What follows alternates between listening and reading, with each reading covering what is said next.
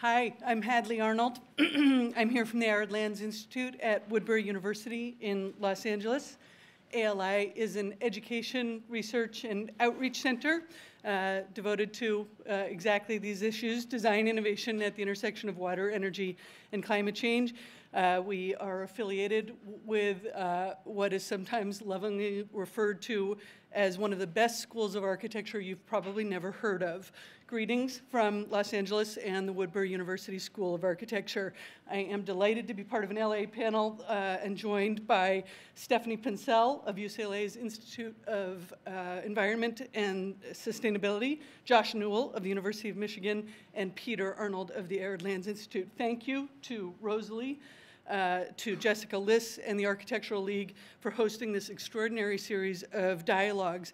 At the heart of dialogues like this is, of course, the belief, as Jim has shared as well, the belief that design has a valuable role to play as a bridge between science and policy, developing new approaches to a built environment that might actually work in the face of climate change. In LA, we are working hard on challenges specific to the arid and the semi-arid city. The challenge is to build a city not just that works in the face of a reallocated hydrologic cycle, but to build a water conversant creative class and a water conversant citizenry with the will and the capacity to create a built environment that's not only workable, but equitable and inspired. What exactly are the water challenges we are facing in LA, and how do they differ from the ones that you are facing here in New York? You're familiar with a lot of this, but I think some of it's worth pulling apart as we start to gear up for some of the topics that Stephanie, Josh, and Peter will go into in greater detail. Globally, the hydrologic cycle is changing. You're aware of that. We've seen that. You've seen that. Simply put, wet will be wetter. Dry will be drier. Designers here in New York are working with science and policy to understand what a post-Sandy landscape might look like. Design is playing a powerful leadership role in that discussion. What does the porous edge look like? How do you build buffer against inundation? Is managed retreat in some of the most valuable real estate in the world actually conceivable? Designers in the West are working with science and policy to understand a very different kind of water stress, but parallel questions around not inundation, of course, but desiccation.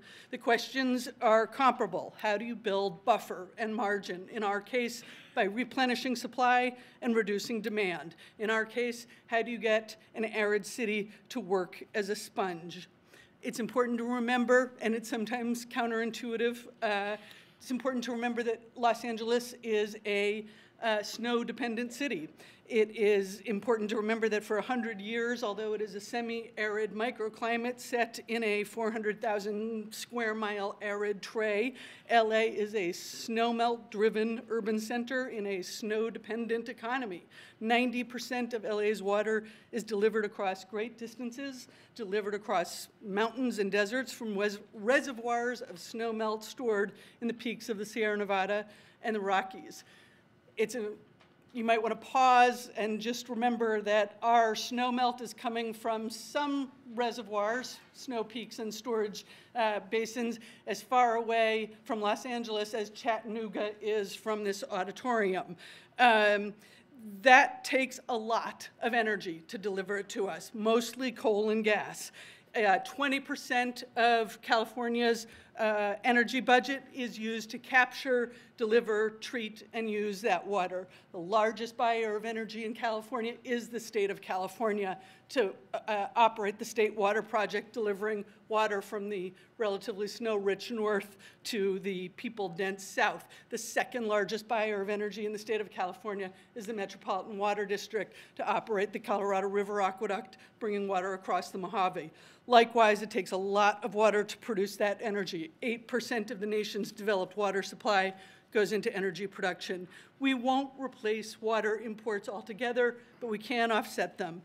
Can we design regions, cities, and buildings to get more value out of that water with less energy added, less carbon produced?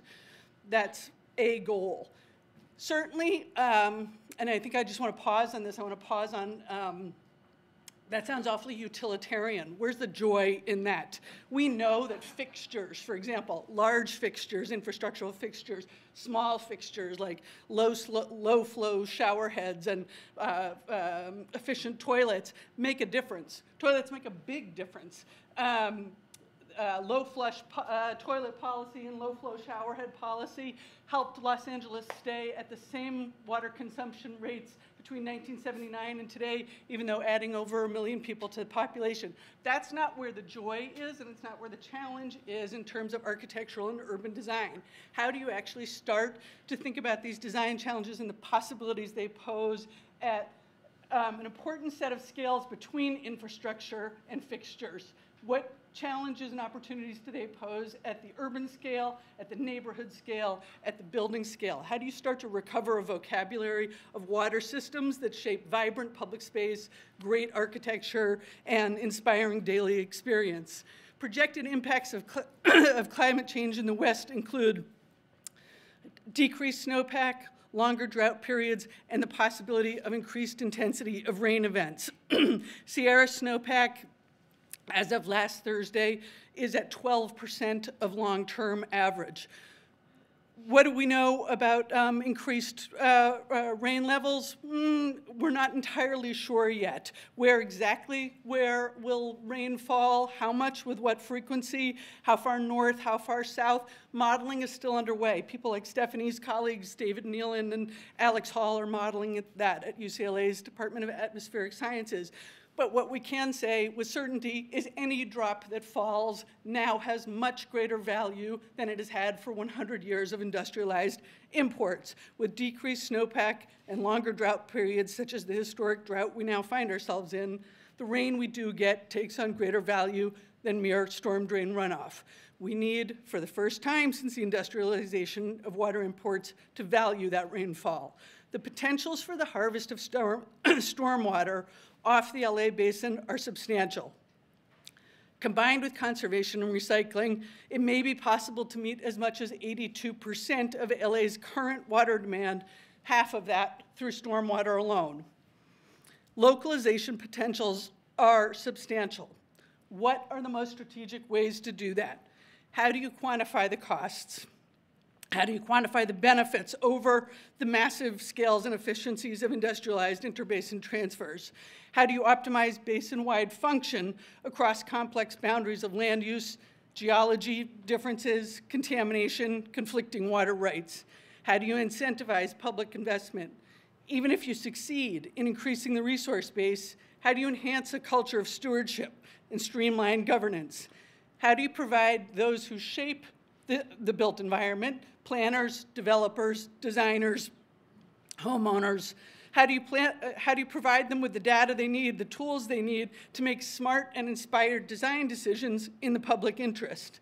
In short, as the Holocene hydrologic regime gives way, what will the public architectures of the Anthropocene look like in dry lands? Josh Newell will look closely at the water energy nexus and the new metrics of sustainability he sees emerging in the LA basin.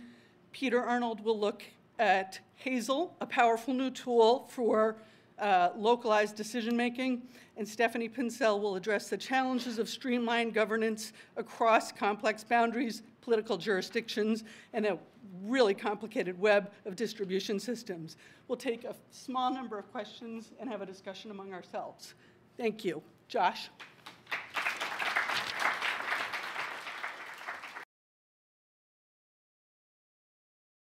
Okay, thanks to all of you who've come. I hope it's a pleasurable experience for you today. It's off to a great start.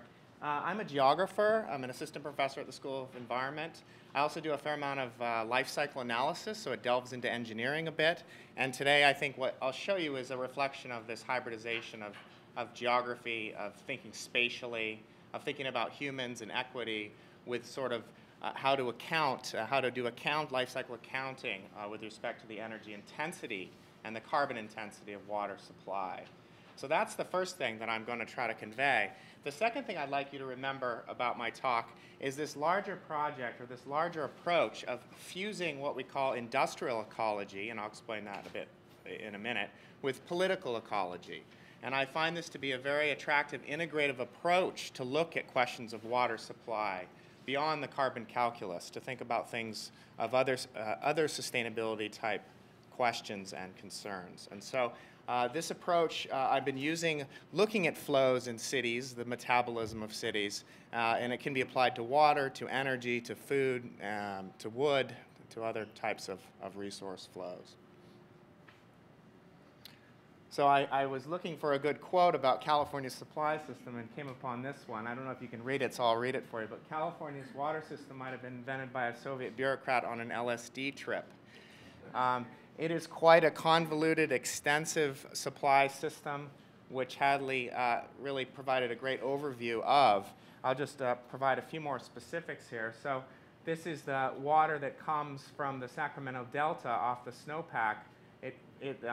It's a huge aqueduct system that covers two they have to pump it basically over two mountain ranges. It's an enormous project. It provides a lot of LA's water. Actually, 56% as of 2012, I think this figure is from, of the city of Los Angeles' water supply. Then, of course, there's water from the Los Angeles Aqueduct, or the Colorado River Aqueduct, excuse me. That comes in through here and then is pumped into the city. Finally, you have the Los Angeles Aqueduct here, which is a gravity-fed aqueduct that comes really from the Owens River Valley and is a result of melting snow from the Sierras.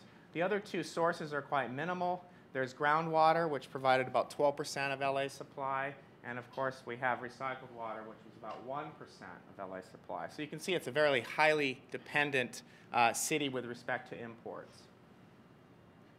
As was also alluded, it's a highly energy-intensive operation. Approximately 19% of all energy used in the state is for water sourcing, conveying, treating, and use, and so on. Very high energy intensity. So this work that I'm presenting is really a culmination of a research project in Los Angeles. 2 publications have just come out on it. But the main questions we're interested in asking in this project was really, what is the carbon footprint of water supply for Los Angeles, and specifically these 5 different water supply sources, because all of these sources have different types of footprints. And also, as I was alluding to at the very beginning, what are some of the other sustainability issues of concern? Is the lowest carbon footprint water supply always the best one, right? There's other considerations, design considerations, of course, also issues of equity, issues of ecological integrity, and so on. And are there instances where the lowest supply might not be the best supply? So are there contradictions? And how do we wrestle with that? How do we come to terms in terms of making decisions about where to source water? So industrial ecology spawned out of engineering. It has grown to include social scientists and designers as well, somewhat, although still, I would say, largely heavily influenced by green engineering, civil engineering. One of the key principles is nature as a model, and it encompasses cradle-to-cradle thinking. Life cycle assessment is essentially a process to evaluate the environmental impacts of a product or a process, where you take something through all the phases, the use phase, the disposal phase, the extraction phase, and you quantify those impacts. And to calculate the carbon footprint of Los Angeles' water supply, I used life cycle assessment. But what we did, which was a little different, and an advancement, we think, of life cycle assessment, is to couple it with a geographic information system, to spatialize the approach so that you get more understanding of how different geographies affect the end result. The system boundary of this study was really just looking at the conveyance, treatment, and distribution of water, as well as the recycled water treatment and distribution. We didn't look at end use energy intensity of water, which is quite high. But we're interested in looking at the variation in terms of geography of the supply sources. So this is our system boundary, really conveyance, treatment, distribution. Here's a graph of the energy intensity of Los Angeles' water supply. So this is LADWP is an acronym for the Los Angeles Department of Water and Power, which is responsible for providing water to the city of Los Angeles. So this is the State Water Project. This is that long supply system that comes from the Sacramento Delta. You can see it's heavily, very energy intensive, mostly associated with the conveyance of water. The Colorado Aqueduct, also heavy intensity in terms of conveyance. Recycled water is energy intensive in the treatment phase specifically. And the aqueduct is the greenest source of water in the sense of a carbon footprint because of that it's mainly because it's gravity fed. So the footprint is really just associated with the distribution of that water. However, geography does matter. So this is the energy intensity of the water, but it's not necessarily the carbon intensity of the water. So what we did is we were quite critical of the standard approaches to calculate carbon footprints. This is the eGrid CAMEX average, which is basically the EPA divides the country up into regions, and they determine basically the grid mix of that region, right? What is the mix from natural gas to coal and so on and so forth. So for California and parts of Oregon, this is the average grid mix. You can see it's quite heavy in natural gas. However, if you look at the grid mix for Los Angeles Department of Water and Power, you can see there's a lot more coal. So this is important because if you downscale and you model the energy intensity of water supply by looking at actually the utilities that are driving the sourcing, conveying, and treating of the water, you get a very different footprint result. So we downscaled and assigned all the pumping plants, the treatment plants, and associated plants in this system based on the specific utility in which they were drawing the energy. This is basically just another diagram illustrating exactly how we did this using GIS. The other thing we added was upstream emissions. So there's often an assumption that renewable energy sources like solar energy sources are carbon neutral. Well, that's not actually true because there is energy intensity associated with the extraction of the materials used to make the solar panels, for example. So we included all what we call the upstream emissions into these energy supply sources because it can be quite significant, and we thought it would add an interesting wrinkle and a truer number to these carbon footprints of the water supply. So what this shows basically is the carbon footprints or carbon intensity for each of these various water sources. The lighter color is the regional average, the eGrid sort of unit of analysis, and the spatially explicit approach, which includes upstream emissions, is the darker color. And what you can see here really clearly illustrates is groundwater becomes recycled water becomes much more energy intensive. And that's because Los Angeles' grid mix is very coal dependent.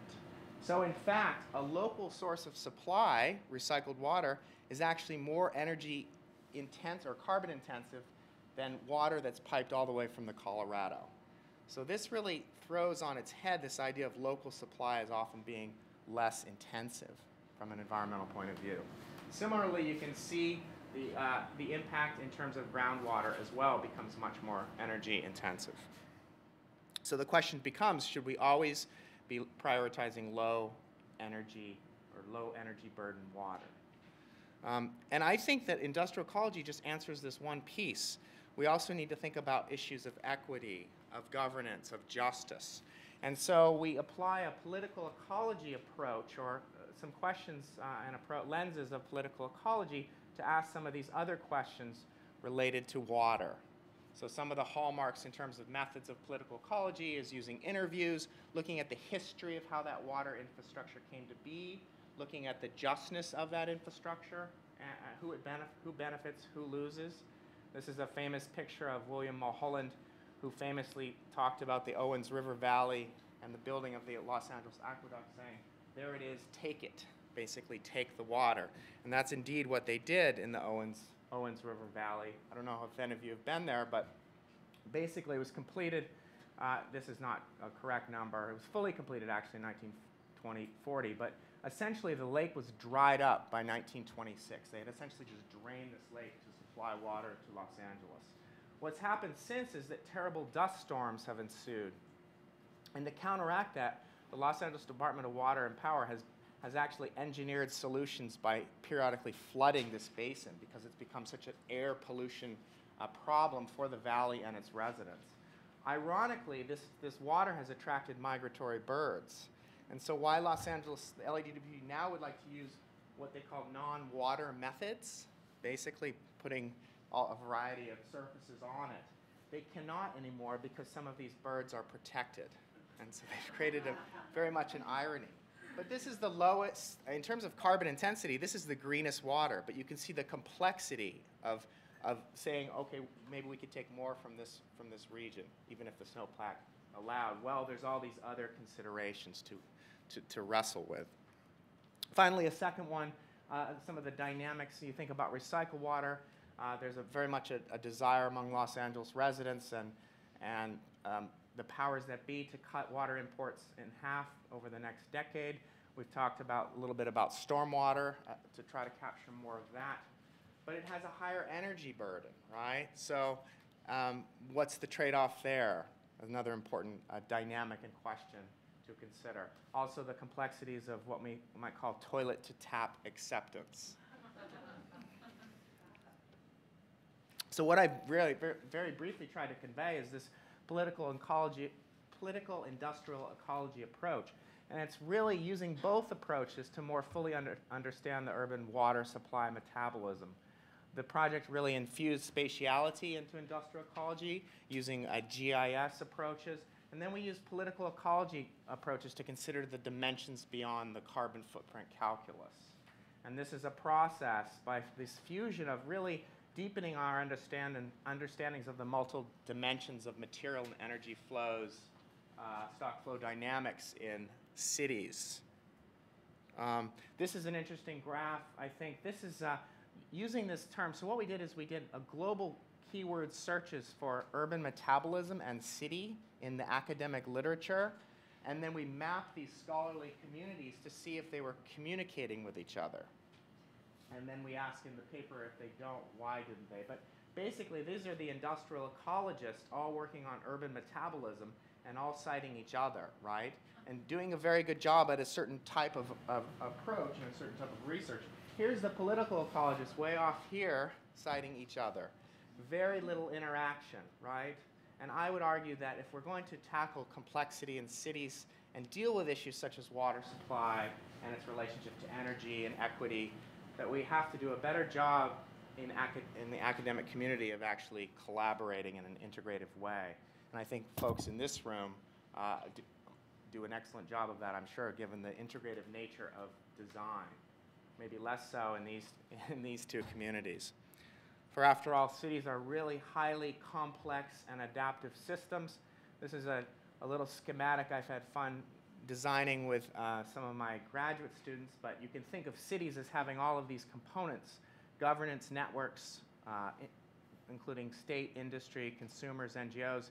You have network material and energy flows. Here you have urban infrastructure and form here, green space, buildings.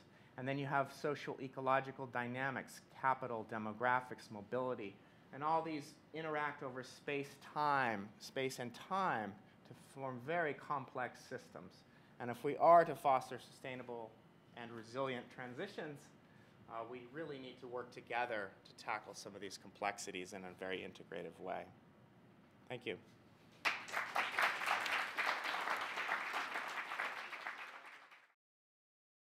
Hi, good afternoon. I'm Peter Arnold, the Research Director of the Arid Lands Institute at Woodbury University.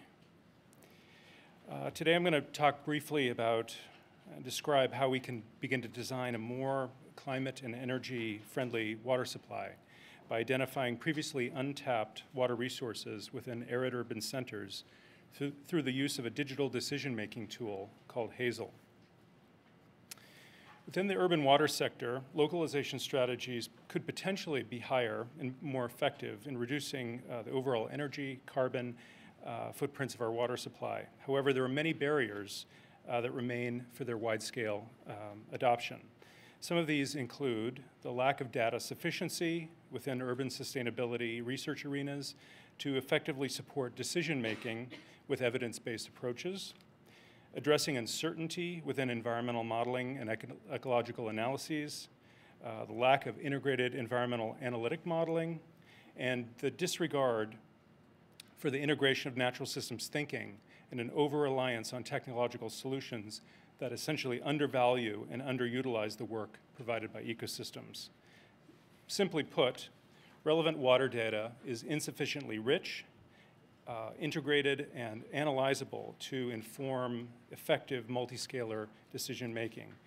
Using Los Angeles as a case study, we are working to change this through our analytic environmental modeling efforts. Currently, rainwater, stormwater, and municipal water recycling together form the largest undeveloped sector of the urban water supply.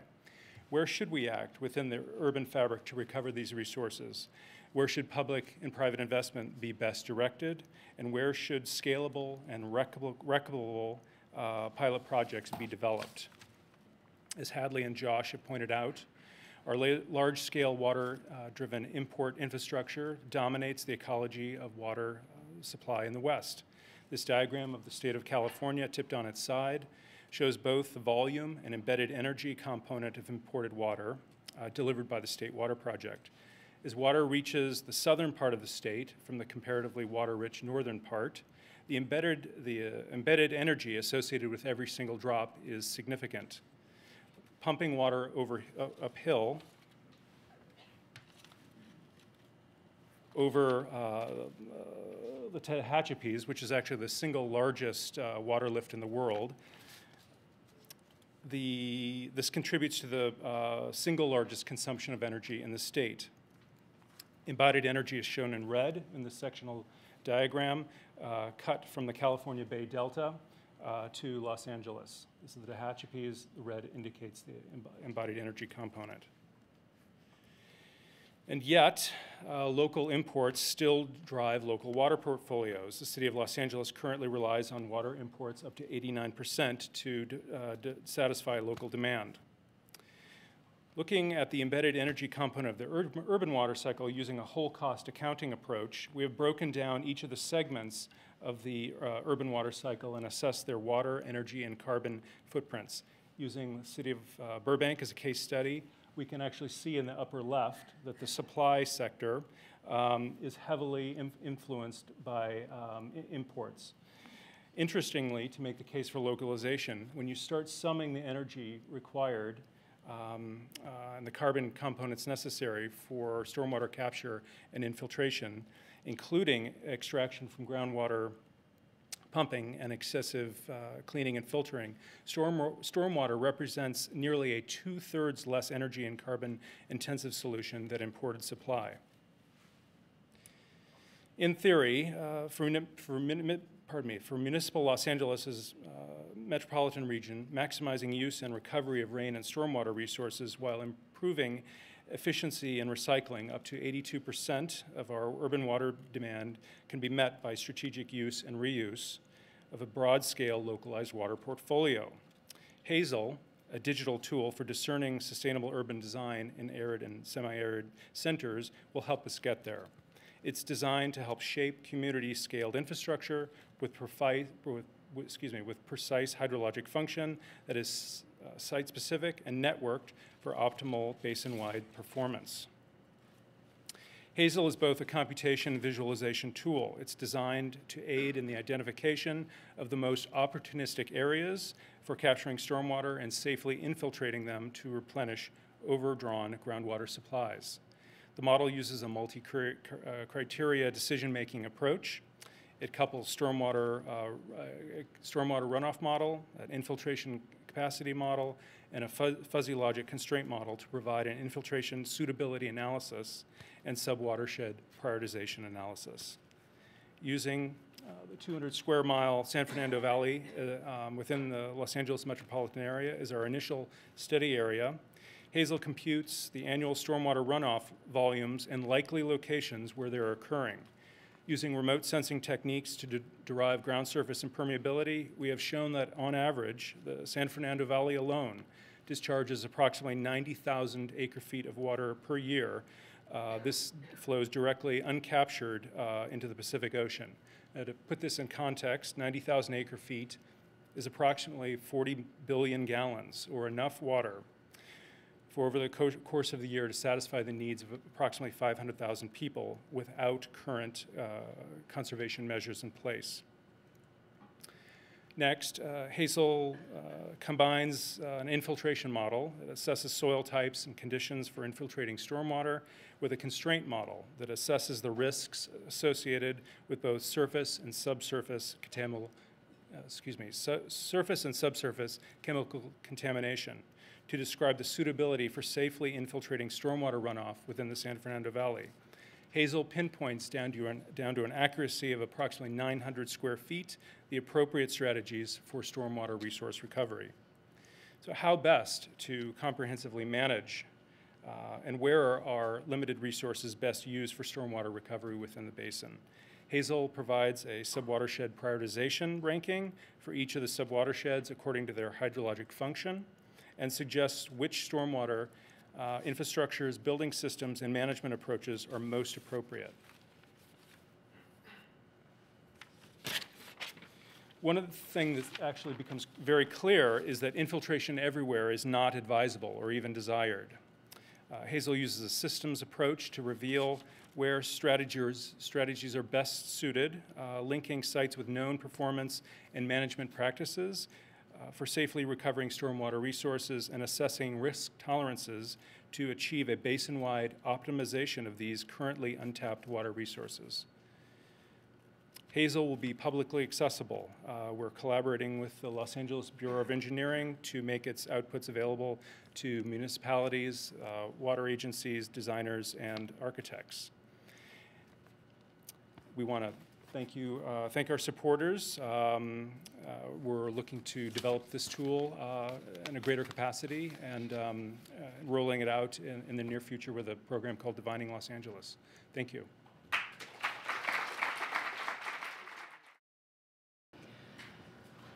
Thank you for inviting me to this wonderful session where I'm already learning a lot about what my colleagues are doing on LA, but also putting it in the larger context of these different regions is going to be extraordinarily interesting.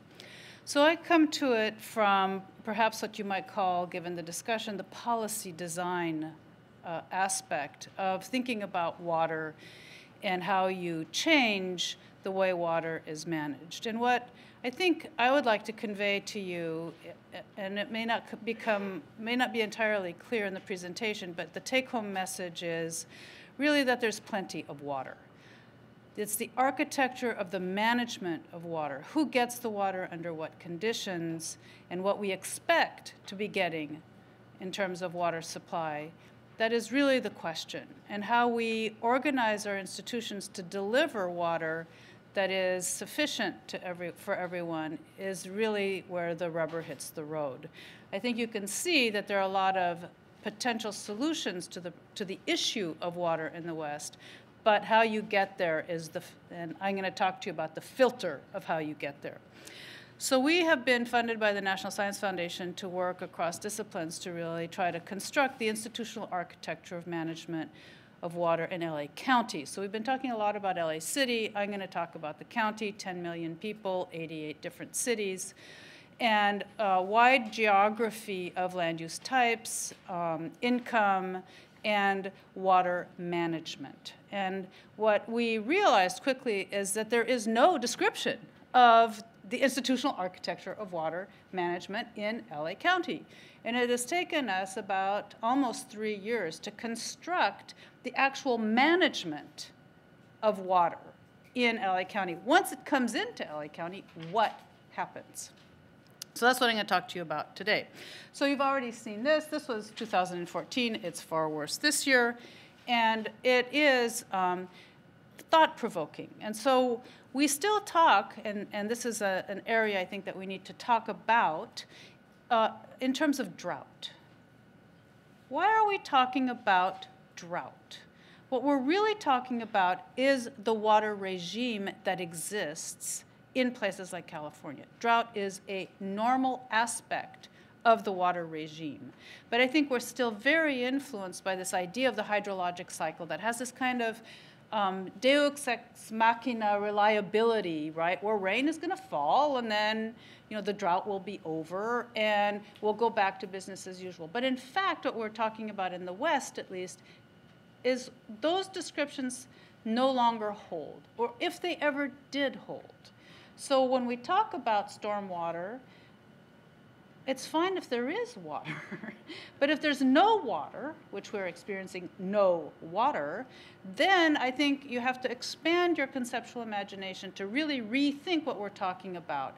And resilience, of course, is an important term, thinking forward about how you redesign the institutional architecture of water management so that you can take into account this thing that is new, which is to realize drought is not an episodic thing. It is embedded in the actual water regime of this region of the world.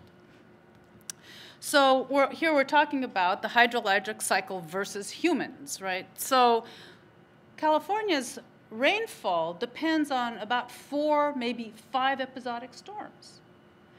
If you don't get one, you think, okay, well, we still have another couple ones that are going to save us, right? You don't get 2, and you begin to feel a little concerned. You don't get 3, and you're in trouble. So it's not like we get rain.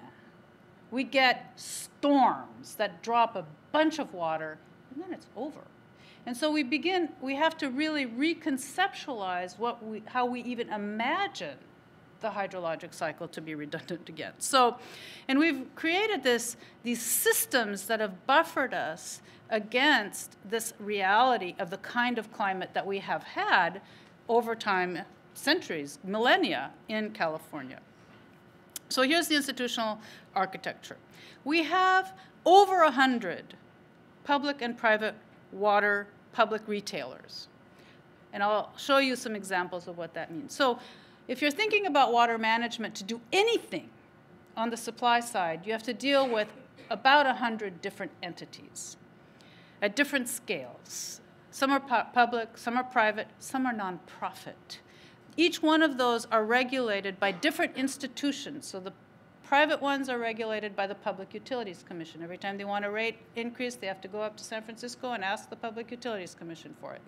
The public ones, they may be appointed boards, they may be elected boards, or they may be run by the city councils. Every time you want a rate increase, you have to go through a political process to get a rate increase that's constrained by other things like Proposition 218, where you have to go through 2/3 majority vote to get a rate increase. Potentially, there's a legal blurring there we don't quite know.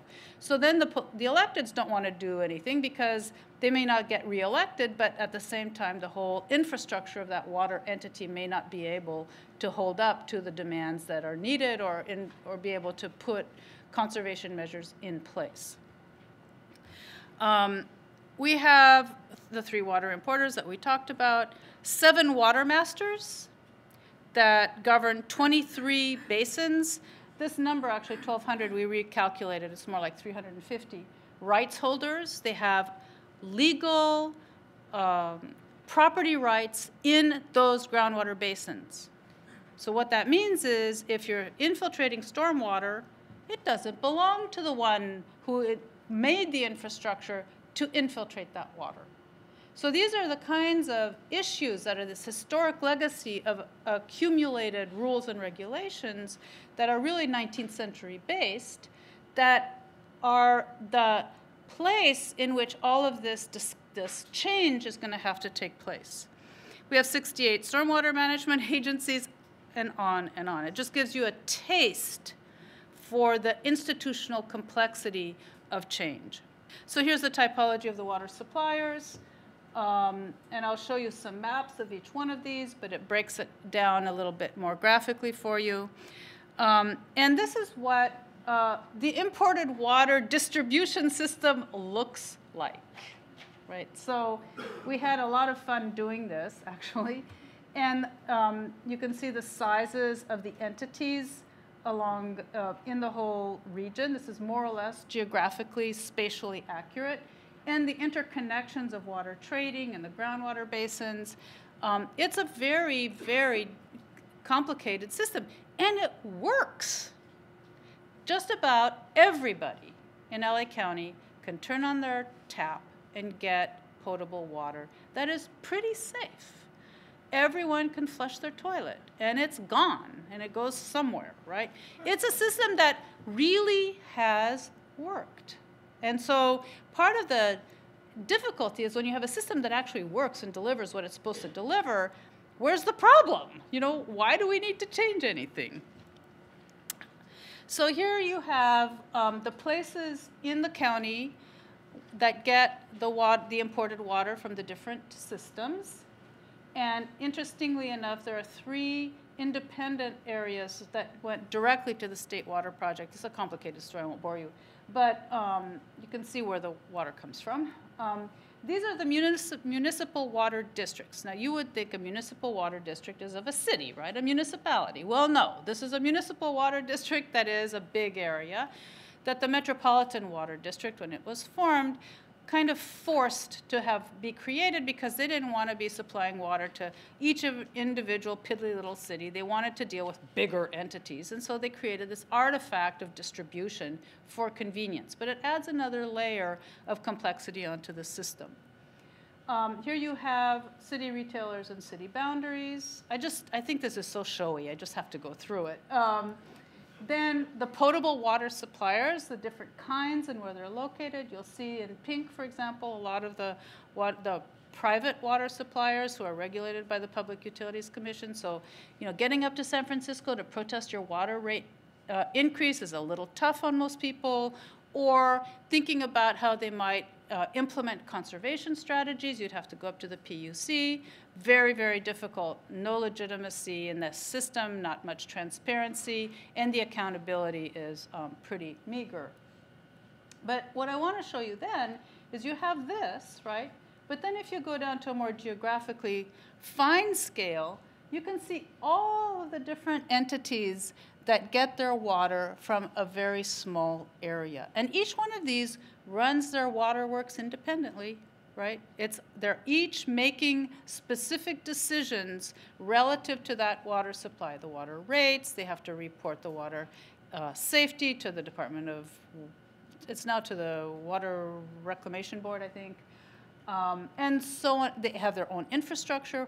What about checking about leaky infrastructure? How would you do that and get some kind of accurate notion of how much these water systems leak and figure out a strategy to reduce leaky water systems, which would seem like a logical thing to do in the periods where you don't have a lot of water?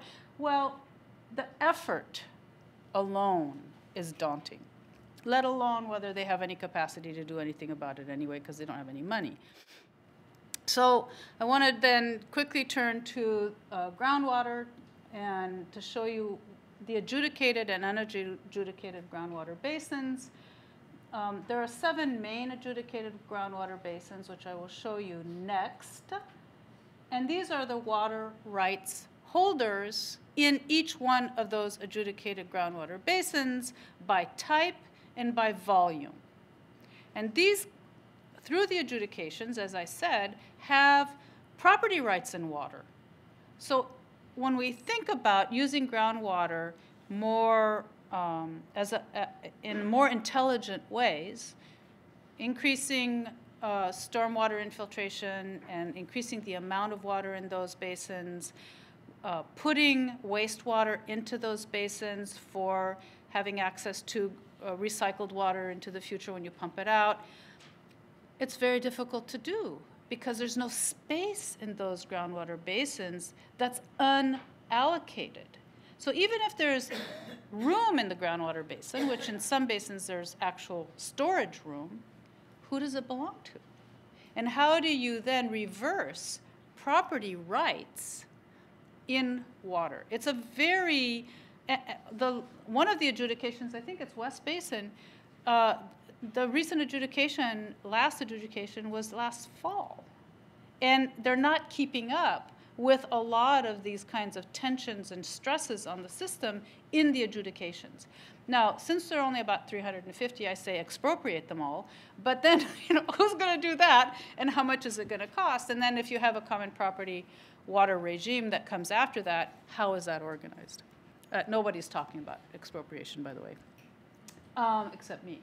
So you can see, so what we've done is basin by basin. We looked at the original adjudication, the distribution of property rights, and seen if there's change over time. And what we're finding is that there's actually more public water rights than there were previously. Some of the very small ones have disappeared, but there are still major rights holders that are private. And even if they're city-owned water rights, do you think they're going to collaborate around their water rights between adjacent cities? Probably not. They're all going to say, well, that's my water. I'm not going to share that water with you, even though you can borrow water and share water in the adjudications, but it's all very codified.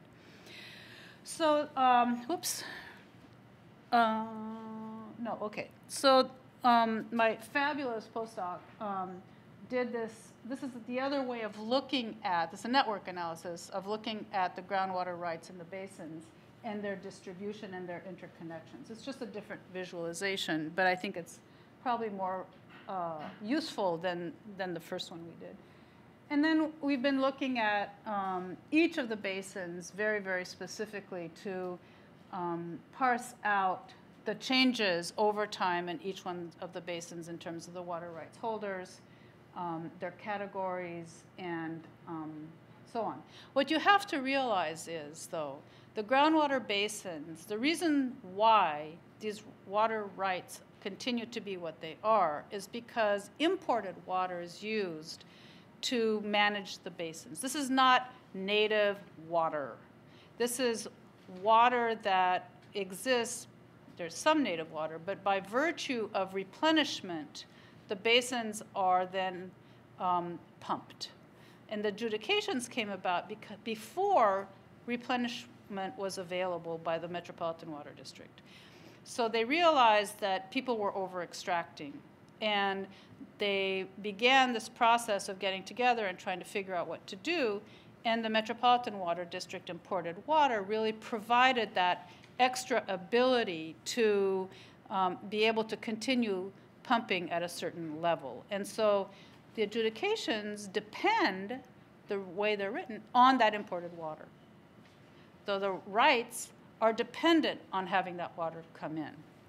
So it's a very perverse system that's legal, that allocates water in that sense. Okay, so a couple of comments. Communities need rights to water. The basins are adjudicated to, as I said, to allocate water rights among existing holders, and there's not a lot of room for new entrants. So to move towards local reliance and reduced imports, these sources are going to have, we're going to have to really think about the sources. And we're going to require we're going to need this buffer of over year and year storage, because water doesn't fall equally every year in LA, in Southern California. So we're going to have to think about what that looks like. And it may require new adjudications. And these adjudications took like 40 years.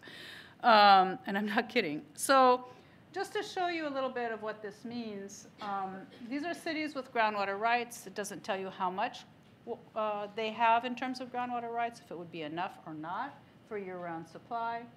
And then, oops, yeah. So it's not all the cities, obviously, in LA County. And then finally, I just want to say this is obviously a socially constructed system. So the question of whether there's enough water is not the question, really. There is a lot of water. It's how it's managed that means that there are shortages or that there's not enough water. And we're not even talking about how much water people actually use, which is a whole other area I could talk about at great length. So we've created this new hydrology, right, of pipes and cement and channels and treatment plants and pumping plants and impermeable surfaces. That's part of the new hydrology. These are part of the hydrology. And so all these rules then impede the best exploitation of local resources or the rethinking of them, and it affects ecologies near and far. So the humans are the living organisms that are regulating all of these ecologies and determining the availability of water into the future. So thank you to my fabulous team of researchers and to the opportunity to be here and talk about this.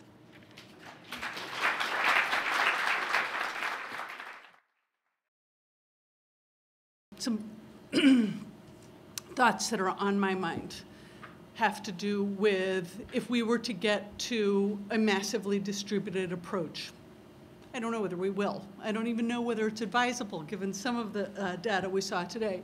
But a question having to do with your methods, Josh. Is it possible to perform your particular brand of life cycle analysis on a massively distributed approach? Can it be done when you don't have that centralized data that we have for the large-scale infrastructures? Can you hear? Yes. Are these positioned well enough? Yes? Okay, great. Okay. Pull it up. So maybe to ground this conversation, not in groundwater, but to ground it at least, I'm wondering if you give me an example of a distributed approach, and I can give you an answer whether I could apply and model it or not. Okay, so we're talking about water supply here too, right? Because to me, Stephanie's diagram illustrates that we do have a distributed approach with respect to management. oh, okay, right? So if we had a networked, localized approach of many, many small neighborhood scale, community scale, stormwater infiltration basins, for example, okay, where you are taking rainfall and stormwater runoff and getting it down into groundwater aquifer recharge rapidly, quite directly. How would you monitor it, measure it, and have data available to sort of evaluate it comparatively as you have with the centralized systems? So we'd be extracting it at multiple sites then, the groundwater? Because fewer sites than you're infiltrating it, but yes, multiple sites. So just with respect to what I was modeling, I would think that you would just simply apply the life cycle assessment to the places where you were pumping it and sourcing it. So those would have somewhat different profiles, but the energy grid mix would be relatively the same, because it's still, if it depends where we're pumping it, but if it's the Los Angeles city, we would basically have a very similar grid mix.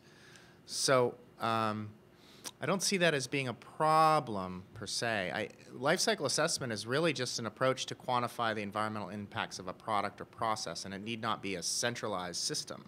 It could be a very decentralized system.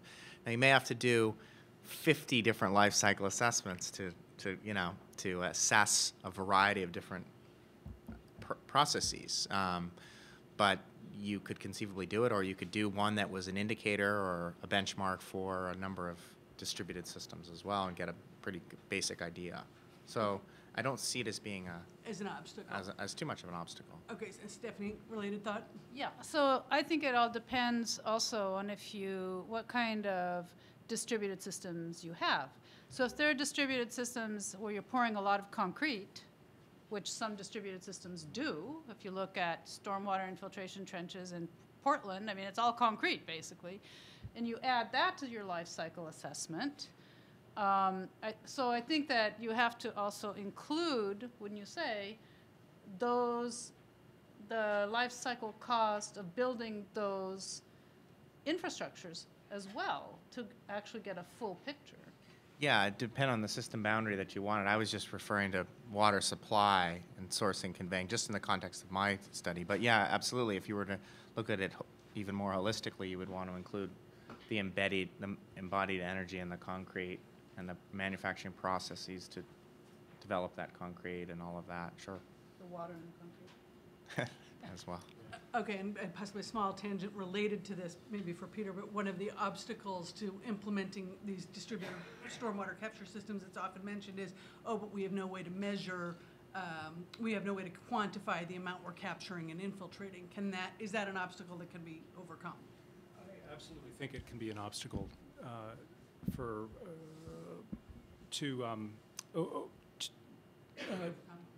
yes, we can certainly do that.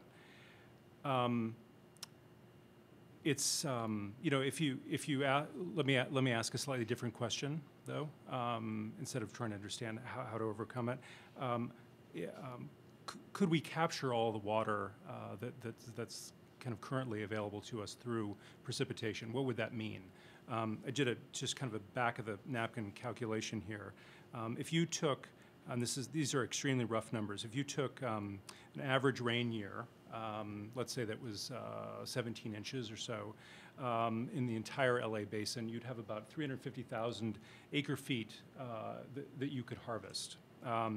That's enough water for approximately 2 to 2.5 million people, depending on current conservation rates. What's the energy impact of that?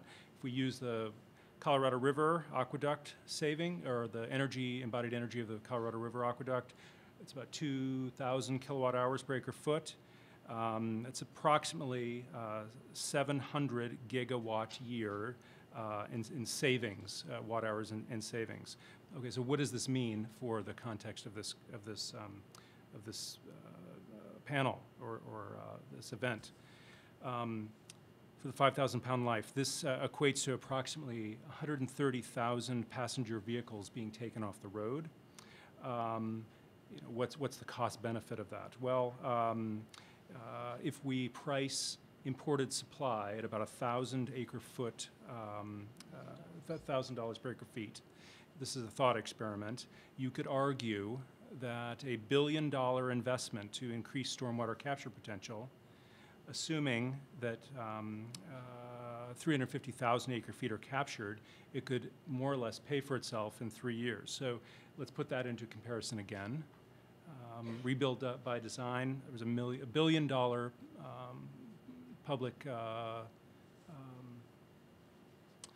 budget for that, for the ongoing efforts there. The LA River Master Plan, talking about 51 miles of river. That's $1 billion price tag. So we're looking at the scale of this, saying LA Basin, 860 square miles, $1 billion investment could bring us some greater water security. Now, these are back of the napkin calculations, and obviously it's much more complex than that. Right, which Stephanie says is doomed to failure unless we have a streamlined way of understanding rights, withdrawals, governance. Right? Well, I don't think anything is doomed to failure if there's a wish and a will to move forward. So I think that part of the obstacle is people don't even have a clue of the way it's organized. And so what we're trying to do is really make that much more transparent so that you can at least begin to talk about it. And I think that it is a daunting set of challenges, but if we get one more year of drought, which I kind of hope we do, not that it's a good thing, but it really sharpens the attention. And I am hoping that we have a ban on all outdoor irrigation in LA County, except maybe 1 day a week for trees. I mean, actually, we need to start doing that. And so another year or two of drought will make it inevitable. And then crisis is a very good opportunity if you're prepared to foster change. And so I think our work is really setting up a whole set of really potential alternatives in the policy sphere, because policymakers don't have the bandwidth to think about these complex things and alternatives. But if you're ready with some ideas and you're prepared to jump into that sphere, change can happen. But you have to really be willing to be there and to take that opportunity. So I am not pessimistic, I'm not sanguine either, but I think that there is room for actual addressing of these questions. And the city of LA and the mayor are committed to One Water and to reducing water use. They just have to do something to get there, and we're providing them some strategies. Is there a case study, either a city or a nation you can point us to, or a community that you can point us to, where a kind of streamlining of governance from overly complex to something that is actually simplified and workable has actually come about in your experience or your observation? Jim? I don't know. Yeah, let's think about it. Yeah, I don't. Kind of special purpose government integration is a huge challenge. Yeah, I can't say, but I could start looking. I think it wouldn't be bad to start queuing up some Yeah. case studies, and also, I think. I don't know if this distributed governance is a bad thing. If you think about resilience as a principle, right, and diversity and distributed distribution is seen to increase and foster resilience. So maybe having this very complex, decentralized governance system as a form of resilience. But I reject resilience actually as a premise, because I think it hides a lot of business as usual strategies where if you have enough money, you'll be resilient. Don't worry about it. But if you don't, I just think it's I'm sorry. But I'm talking more as a theoretical concept, because we think about distributed generation related to groundwater, that's a good thing, but governance that's distributed and complex is a bad thing. So I'm not really sure that that's necessarily the assumption. I think we're looking to have a complementary approach to infrastructure, shifting away from possibly an over-centralization, complementary with significantly decentralized. I think we've seen in Los Angeles, it's not that decentralization is necessarily a demon here, it's not working.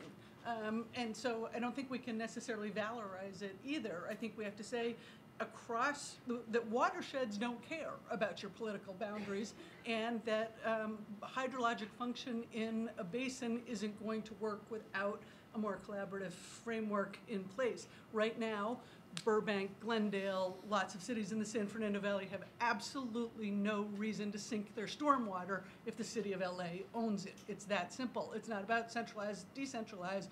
Why make the basin work if there's nothing in it for those citizens economically or hydrologically? So I don't think it's good or bad. It doesn't work. Okay. Jim, how does... Sorry. Thinking about your question, all of the adjudication processes are just this reconciliation of decentralized rights and relationships. So that would be one example, along with this evolution for higher and higher levels of governance, greater state capacity, coordination. So there are some big picture examples, but they're only partial. There may be actually a model for a distributed management system, and that's the acequia communities in northern New Mexico. Now, granted, these are very small scale water systems. They're totally community managed. It's a democratic control of the water resource.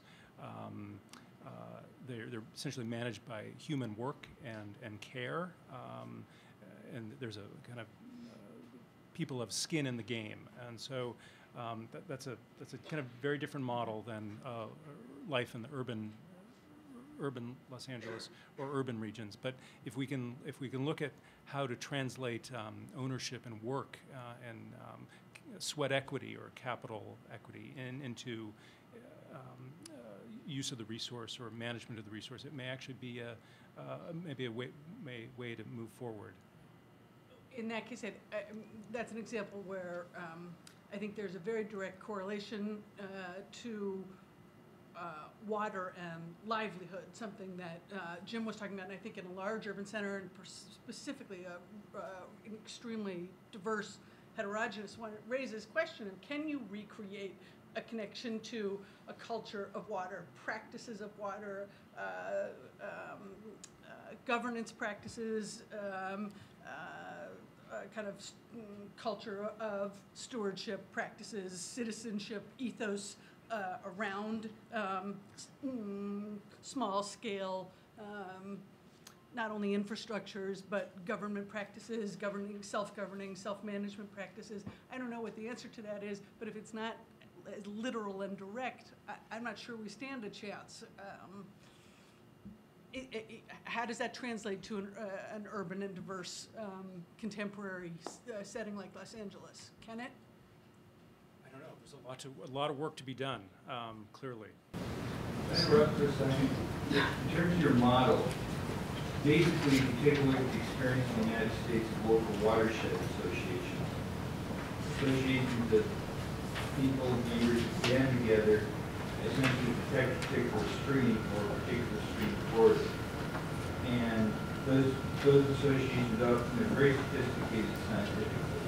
They mobilize students, they mobilize children to the monitoring. It seems to me you're kind of talking about a political ecology of a model for how to continue to make some of this distribution work, more overlay the physical ecology to that kind of human ecology.